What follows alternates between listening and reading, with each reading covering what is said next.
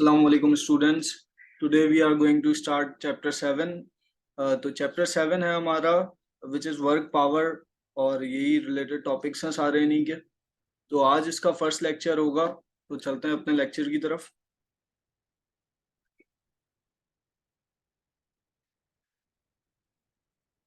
Work power and energy और इसका आज का जो lecture का topic है it is work and units of work. और इसका आउटलाइन कुछ इस तरह का. ये लेक्चर 1 है. Work, cases of work, different cases हैं और यूनिट्स ऑफ वर्क. तो वर्क से स्टार्ट करते हैं. सबसे पहले work is a kind of energy. और एनर्जी क्या होती है? Energy is the capacity for work and change. It exist in different forms and can be transform.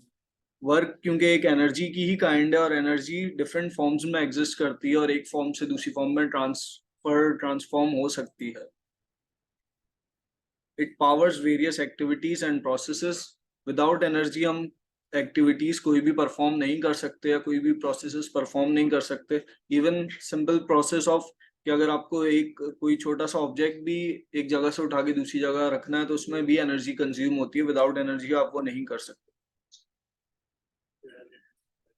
Renewable sources are important for sustainability. जो renewable sources होती हैं energy की वो important consider की जाती हैं for the environment. Renewable sources में solar energy आ जाती है और इस तरह से जो नेचुरली हमें मिलती है एनर्जी बजाय इसके के कोल एनर्जी है वो रिन्यूएबल नहीं है.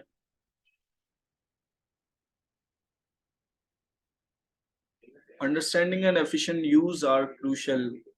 वर्क का यानी कि एनर्जी का जो किस तरह से इसका डायनेमिक्स है, किस तरह वर्क करती है, इनकी अंडरस्टैंडिंग होना बहुत इंपॉर्टेंट है ताकि इसको एफिशिएंटली यूज किया जा सके.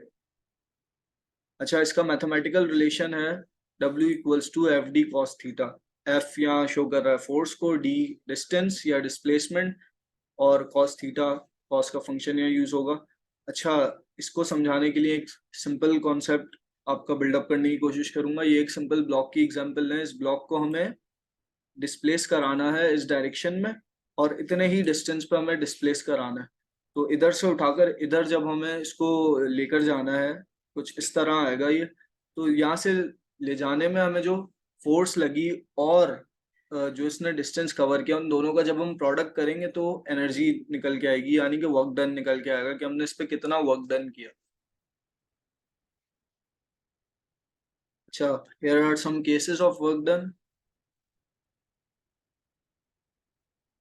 केस 1 में कह रहे हैं कि when theta equals to 0 degree, जब हमारा जो एंगल है वो 0 डिग्री के बराबर है. ये वैसे ही केसेस हैं जैसे मैं ऑलरेडी पहले काफी कॉन्सेप्ट्स में जैसे टॉर्क है इन सब में भी आपको समझा चुका हूँ कि मैक्सिमम कब आएगा, मिनिमम कब आएगा. ये भी सिमिलर ही है concept. The work done is equal to the product of applied force and displacement as we have already discussed. As a result, the work done is maximum. जब 0 डिग्री होगा हमारा थीटा तो work done हमारा maximum होगा. कैसे होगा इसके mathematical steps देखते हैं. एफ डी कॉस थीटा था हमारा रिलेशन. थीटा की जगह हमने 0 पुट किया. कॉस 0 होता है 1 के बराबर. तो हमारा जो रिलेशन आ गया वो आ गया W equals to F D. Again ये एमसीक्यूज के लिए इंपॉर्टेंट है कॉन्सेप्ट क्योंकि अक्सर एमसीक्यूज में पूछ सकते हैं कि वर्क डन मैक्सिमम कब होगा, जब थीटा इक्वल टू 0 होगा या W equals to F D होगा. तो here work done is maximum when theta equals to 0. When theta equals to 180 degree. अच्छा, when theta equals to 0 degree समझाने के लिए एक और एग्जांपल देता चलूं आपको. अगर आपको किसी चीज को पुश करना है, पुश करके एक जगह से दूसरी जगह लेकर जाना है, जैसे पीछे ब्लॉक की एग्जांपल दी, तो अगर वो आपको 0 डिग्री एंगल में without any angle along the same axis आपको जाना हो तो आपकी कम फोर्स लगेगी और आसानी से आप उसको पुश कर सकते हैं. लेकिन अगर आपको ये बोला जाए कि आप उसको उठा के ऊपर वर्टिकली लेकर जाएं तो उसमें आपकी फोर्स ज्यादा लगेगी. तो इसी तरह एंगल का यहाँ ये कंट्रीब्यूशन होता है कि जितना ज्यादा एंगल होगा उतना ज्यादा आपको फोर्स लगानी पड़ेगी. When theta equals to 180 degree, जब 180 डिग्री होता है theta, in this case the force applied and the direction are in opposite direction. अच्छा, इसमें होता ये है कि जिस डायरेक्शन में फोर्स लग रही है और जिस डायरेक्शन में डिस्प्लेसमेंट हो रही है, उन दोनों की डायरेक्शंस आपस में ऑपोजिट होती हैं। As as a result the work done is negative, तो इसकी वजह से जो वर्क डन आता है वो नेगेटिव आता है। इसमें सिंपल एग्जांपल है कि जब कार की जो डिस्प्लेसमेंट होती है वो अगर फॉरवर्ड डायरेक्शन में मूव कर रही है और हम उसको ब्रेकिंग कर रहे हैं, मतलब ब्रेक दे रहे हैं, हम ब्रेक अप्लाई कर रहे हैं उस पर, तो क्या होगा कि ब्रेक जो है वो वर्क डन हो रहा है अगेंस्ट द डिस्प्लेसमेंट, तो ताकि हम वो आगे जाने से हम उसे रोक सकें। तो अगर इसकी आप ये नेक्स्ट लाइन पढ़ें तो इसमें लिखा होगा the force acts against the direction of displacement reducing the object's energy और causing it to slow down और कम टू अ स्टॉप। गाड़ी को स्लो डाउन करने के लिए या स्टॉप करने के लिए हम जो ब्रेक अप्लाई करते हैं वो इसी की एग्जांपल है। वहाँ वर्क डन होता, वहाँ जो हमारी थीटा की वैल्यू होती है वो 180 डिग्री होती है, क्योंकि डिस्प्लेसमेंट और जो उस पर फोर्स अप्लाई हो रही है वो एक दूसरे के ऑपोजिट होती है। इसको मैथमेटिकली देखते हैं। थीटा की जगह 180 पुट किया हमने, कॉस 180 -1 के इक्वल होता है, तो W आ गया हमारा -FD के बराबर। यार work done is negative, again इस तरह पूछा जा सकता है एमसीक्यूज में कि when is the work done negative, जब थीटा इक्वल हो 180 डिग्री के,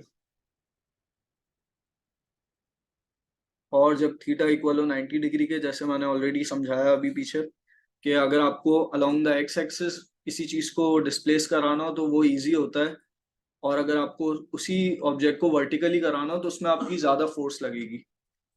तो ये वही कॉन्सेप्ट है, वर्टिकली मतलब 90 डिग्री एंगल है, इसका मतलब है परपेंडिकुलर है। In this case the angle between force applied and the direction of displacement is 90 degree, मतलब फोर्स जो अप्लाई हो रही है और जो डायरेक्शन ऑफ डिस्प्लेसमेंट है वो एक दूसरे का परपेंडिकुलर है। As a result the work done is zero, the force does not contribute to the object's displacement. अच्छा, इसको मैथमेटिकली देखते हैं, cos 90 जीरो के बराबर होता है तो हमारा वर्क डन जीरो आ गया।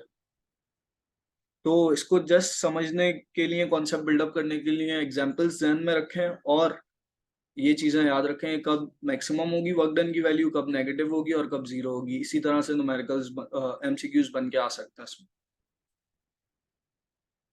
और ये कुछ यूनिट्स हैं वर्क के, आपकी बुक में ये सारे यूनिट्स तो नहीं दिए हुए, but just for the sake of knowledge मैंने यहाँ उनको ब्रीफली लिखा हुआ है।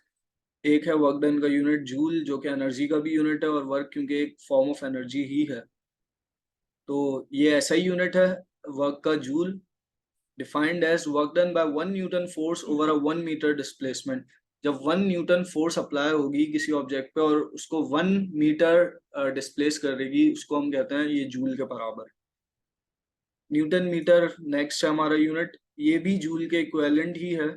It represent work done by a 1 newton force over a 1 metre displacement. इसकी भी डेफिनेशन सेम ही है, जस्ट न्यूटन मीटर से इसको शो करते हैं, क्योंकि जो फॉर्मूला होता है वर्क डन का वो होता है फोर्स इनटू डिस्प्लेसमेंट, तो फोर्स का यूनिट न्यूटन और डिस्प्लेसमेंट का unit metre.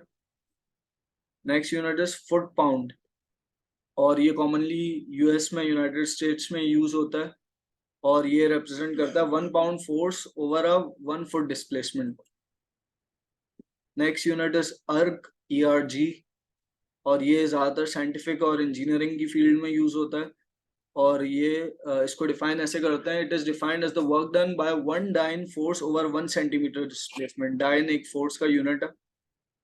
Next is kilowatt hour, a unit for measuring electrical energy consumption, representing the work done by 1 kilowatt device operating for 1 hour। ये basically electrical energy को major करने के लिए use किया जाता है ये यूनिट।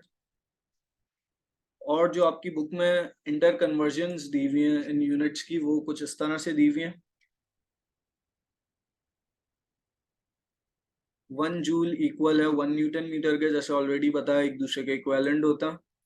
1 BTU, BTU भी एक एनर्जी का यूनिट है, वो बराबर है 1055 जूल्स के। BTU basically British thermal unit को कहता है। और 1 EV, EV इलेक्ट्रॉन वोल्ट को कहता है। 1 EV इक्वल है 1.60 इंटू 10⁻⁻19 जूल्स के। ये रिलेशन याद रखना जरूरी है, क्योंकि आपकी बुक में काफी मतलब कि काफी फ्रंट पे लिखी हुई है, तो ये इंपॉर्टेंट है इस लिहाज से कि इससे न्यूमेरिकल्स बहुत इजीली सॉरी न्यूमेरिकल्स नहीं, इनसे एमसीक्यूज बहुत इजीली बन सकते हैं। और इनसे एमसीक्यूज बनाने के लिए आपको जूल में कोई भी एनर्जी दे देंगे, कहेंगे न्यूटन मीटर में कन्वर्ट करें, या बीटीयू में दे देंगे कोई एनर्जी, कहेंगे जूल में कन्वर्ट करें, या इलेक्ट्रॉन वोल्ट में दे सकते हैं और पूछेंगे कि इसकी जूल में वैल्यू क्या होगी। तो आपको इनके ये इंटर कन्वर्जन पता होंगी तो ही आप कर सकेंगे इसको।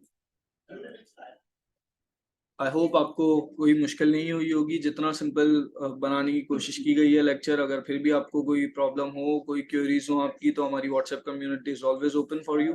और इसके अलावा हमारा यूट्यूब चैनल आई होप आपने अब तक सब्सक्राइब कर लिया होगा।